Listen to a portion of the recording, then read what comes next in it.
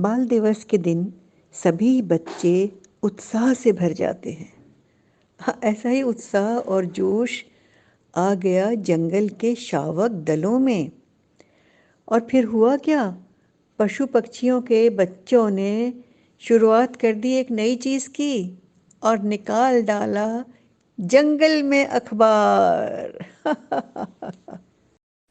साथियों, आपका नमन, आपका अभ्यर्थन, आमने सामने में आपका स्मरण और आपका स्वागत, आपकी इबादत। कभी आपने सोचा कि आमने सामने के हमारे इस कार्यक्रम की एक बहुत खास बात क्या है? हाँ, वो है हम और आप जुड़ते हैं, आपस में रूबरू होते हैं, एक दूसरे के आमने सामने होते हैं। हाँ, और हाँ, कहानियां होती हैं, कहानियां भी होती हैं, गाने भी होते हैं, कविताएं। हाँ, आप कविता की बात कर रहे हैं, कविता तो होती ही है।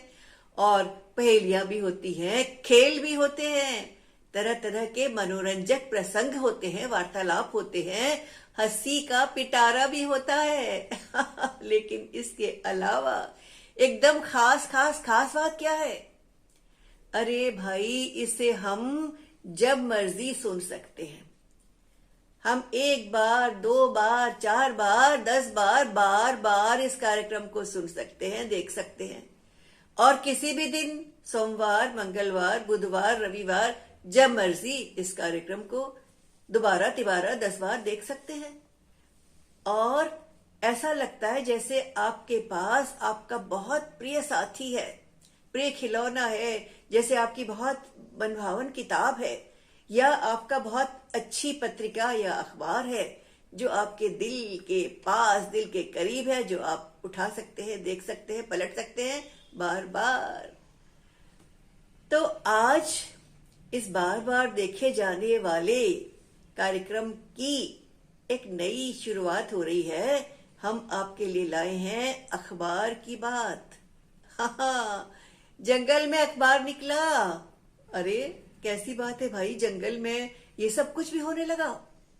हाँ, अरे जो अपना छोटा सा बंदर है ना, मीकू, गया था पास के शहर में और उछलता उछलता उछलता आया। और शावक दल बैठे थे। शावक दल कौन होते हैं? सब जानवरों के बच्चे, और चिड़ियों के बच्चे भी साथ में थे। और सारे बच्चा दल के सामने मीकू ने कहा, सुनो सुनो, एक नई बात, एक नई खबर, एक नई मुलाकात लाया हूं आपके लिए, खास खास बात। छुटके से बंदर की बात सुन के सारे चौंक गए। सारा बच्चा दल, जानवरों के, पक्षियों के सारे बच्चे जो थे वो चौंके और मीकू की ओर देखने लगे उत्सुकता से। क्या खबर लाए भाई? अरे, तुम्हें पता है, शहर से आ रहा हूं, जगह जगह, स्कूल स्कूल में, संस्थाओं में, बाल भवनों में, सब जगह बाल दिवस मनाने की तैयारी हो रही है। अरे, नए नए कार्यक्रम बन रहे हैं, कोई कुछ कर रहा है, कोई झंडी बना रहा है, कोई स्वागत की तैयारियां, स्वागत गान, और न मालूम क्या क्या नई नई योजना बन रही है। और हम तो यहाँ चुपचाप से यूं ही बैठे हैं। अरे, हम सब भी तो बच्चे हैं, हम भी मनाएंगे जंगल में बाल दिवस। और क्या करेंगे भाई? बाल दिवस कैसे मनाएंगे? आम तरीके से तो नहीं मनाएंगे, खास तरीके से मनाएंगे भाई। किसने सोचा? शावक दल और चिड़ियों के बच्चों के दल ने सोचा।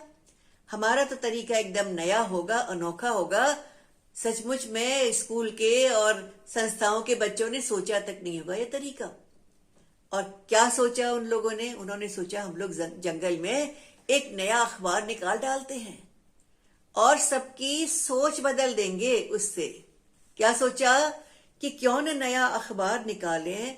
सोचा शावक दल ने और सोचा चिड़िया दल ने। मिल बैठे सब नई चाहले, मिल बैठे सब नई चाहले, सबकी सोच बदलने, सबकी सोच बदलने। हम ऐसा अखबार निकालेंगे कि जंगल वासियों की सोच बदल जाएगी। तो समझदार कौन होता है? हाथी बहुत समझदार होता है।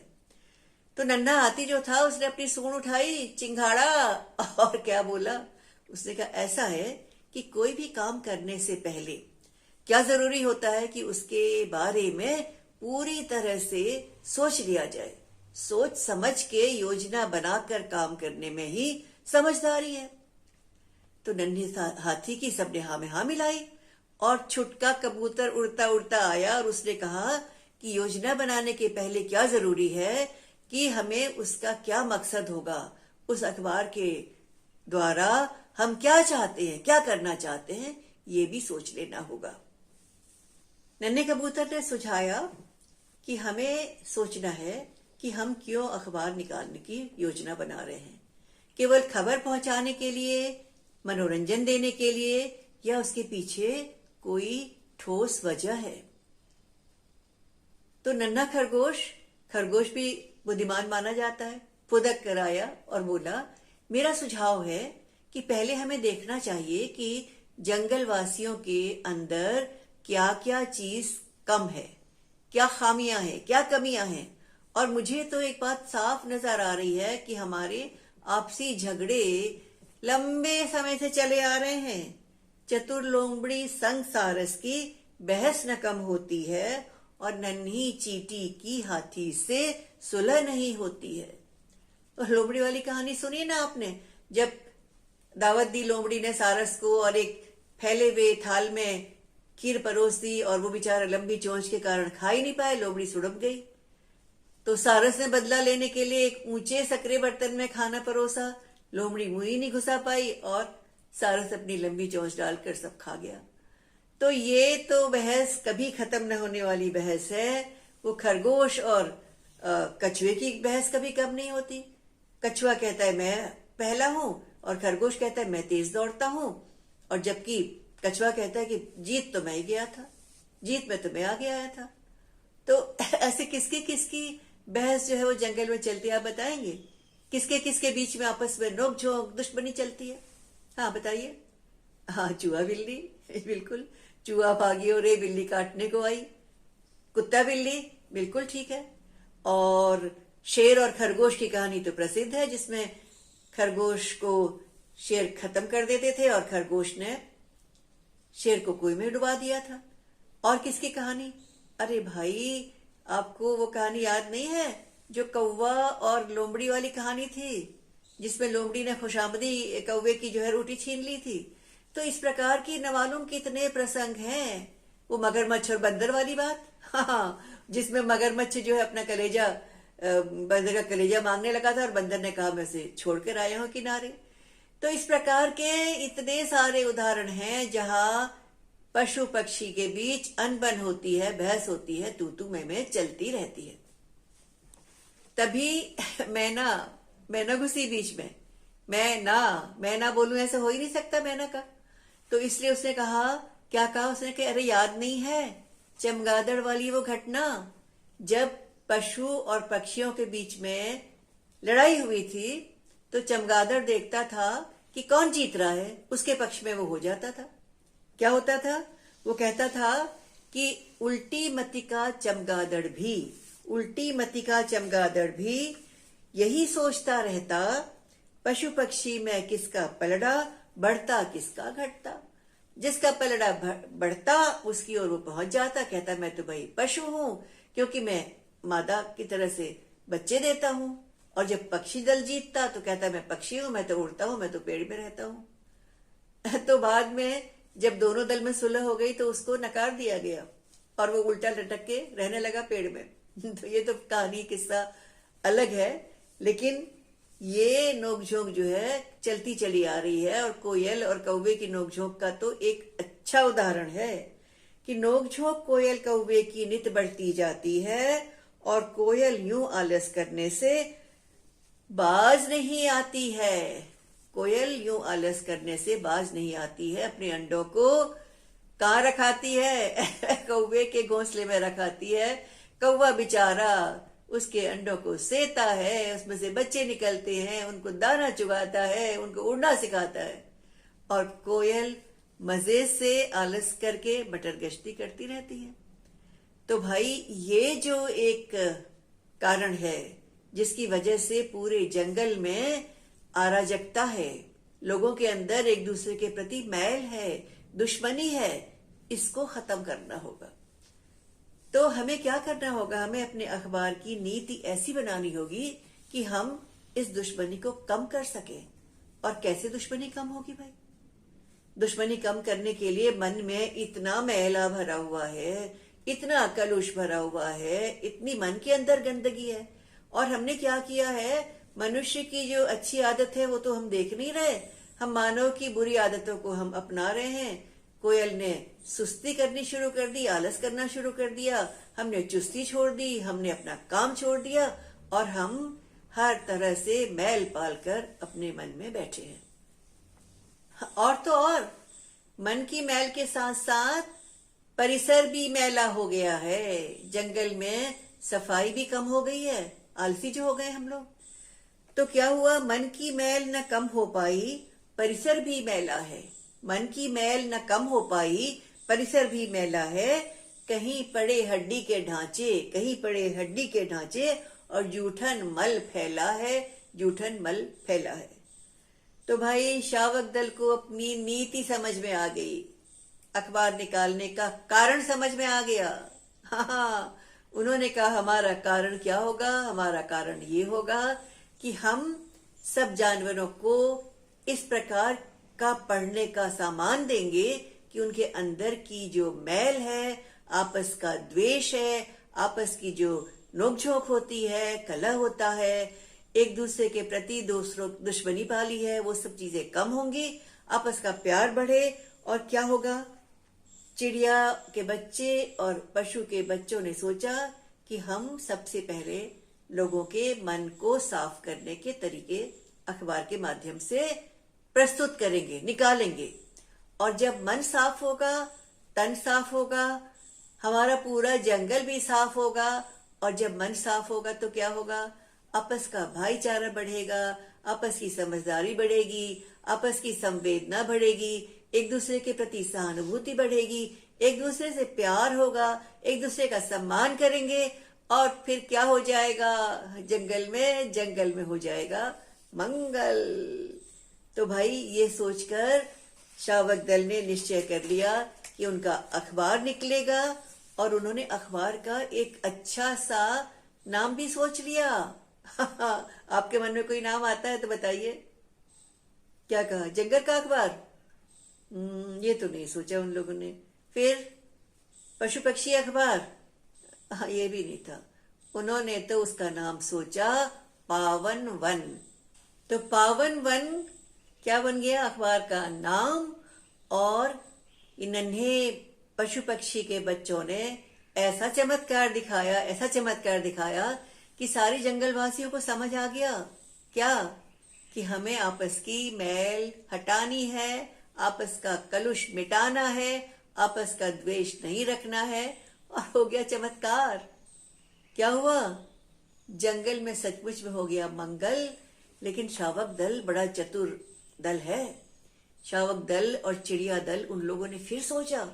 उन्होंने कहा ऐसे तो कोई अखबार को पढ़ेगा नहीं, हाथ भी नहीं लगाएगा, उसको छुएगा भी नहीं।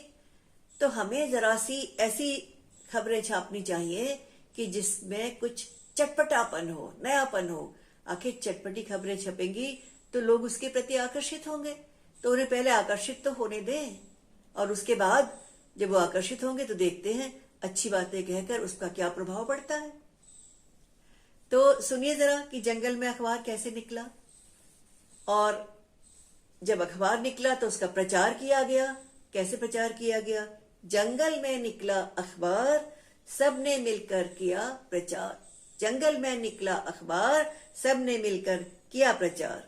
बैनर लिए कबूतर आया, उसने सबको यह बतलाया, जंगल की सारी खबरों का यह अखबार अनोखा आया। जंगल की सारी खबरों का यह अखबार अनोखा आया, मानो मिला नया उपहार।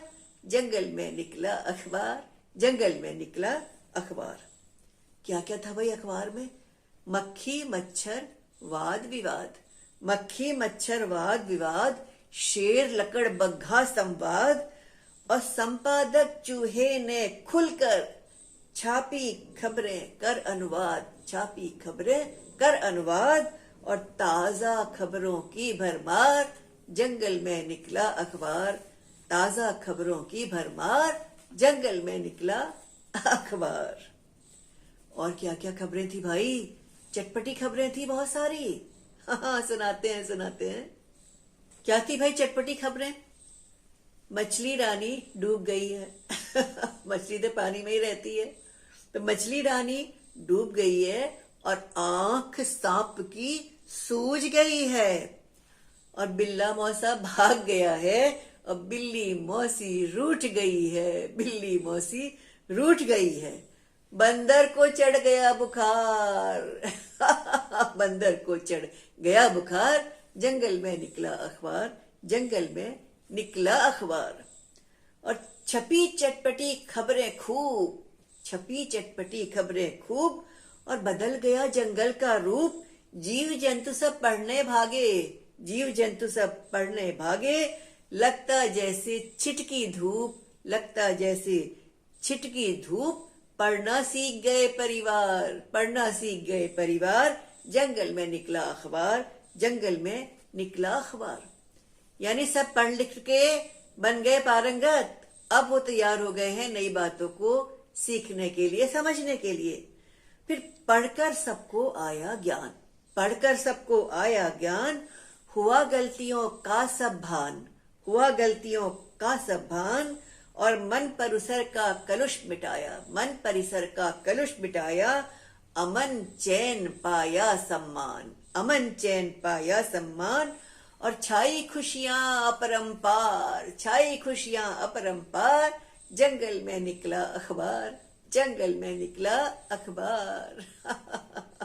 तो भाई ऐसे निकला जंगल में पशु पक्षियों के बच्चों के दल का नया अखबार, और इसका नाम क्या था? पावन वन। और सचमुच में वन जो है वो क्या हो गया? पवित्र हो गया, कलुष मिट गया, द्वेष मिट गया, लड़ाइयां खत्म होने लगी, आपस का प्यार बढ़ा और सम्मान बढ़ा, भाईचारा बढ़ा। और क्या हुआ? सबको ज्ञान का एक पिटारा भी मिला। जी हाँ, साथियों, आपने देखा कि जंगल के पशु पक्षियों के छोटे बच्चों ने नन्हे तन लेकिन उज्जवल मन और ऊंची सोच और कल्पना की नई उड़ान, और उन्होंने क्या कर डाला? कमाल कर डाला। जंगल का कायाकल्प हो गया, जंगल का नजरिया बदल गया, जंगल साफ हो गया, जंगल में पशु पक्षी आपस में मिलकर रहने लगे, आपस की दुश्मनी कम होने लगी, लोगों के अंदर प्यार, सम्मान, सहानुभूति, संवेदना, सब कुछ जागृत हो गई। तो ऐसी नई पहल करने की आप भी सोच सकते हैं। कुछ ही दिनों में आएगा आपका बाल दिवस, 14 नवंबर को। आपका दिन, वैसे तो आपका दिन सारे वर्ष होता है, लेकिन इस खास दिन आप एक नया काम करने का संकल्प ले सकते हैं।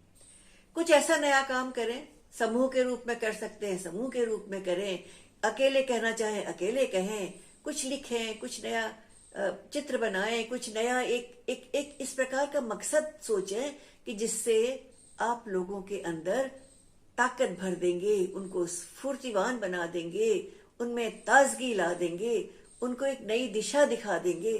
क्योंकि आप सोच सकते हैं, आपकी सोच बहुत मौलिक है, आपकी सोच बहुत पवित्र है, आपकी कल्पना की उड़ान बहुत ऊंची है। तो कल्पना की उड़ान के माध्यम से बाल दिवस के लिए कोई नई वस्तु सोचिए, नई संकल्पना कीजिए और नया निर्णय लीजिए, और एक ऐसी चेतना की लहर फैलाइए कि सारे लोग आपके कायल हो जाएं। तो बाल दिवस की आप सबको अनेक शुभकामनाएं, अनेक मंगल कामनाएं, खूब सारा प्यार, आशीर्वाद, और आप निरंतर निरंतर ऊंचाइयां छुएं, यही मेरा आशीर्वाद।